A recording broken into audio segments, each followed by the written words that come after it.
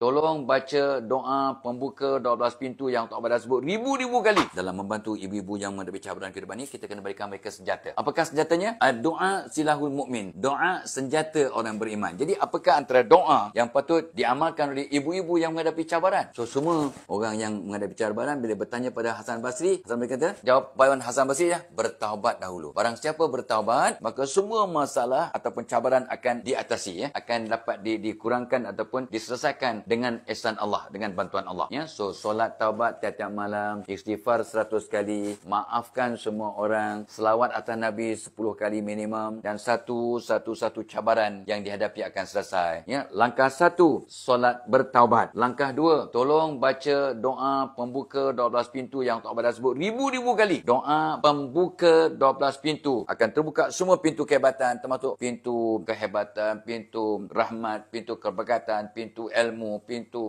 keampunan, pintu rezeki, pintu syurga, semua pintu akan terbuka. Untuk termasuk orang bujang, pintu jodoh dan pintu kasih sayang juga akan terbuka. Jadi baca doa-doa ini untuk menggamit rezeki yang melimpah ruah agar semua cabaran akan selesai. Satu besar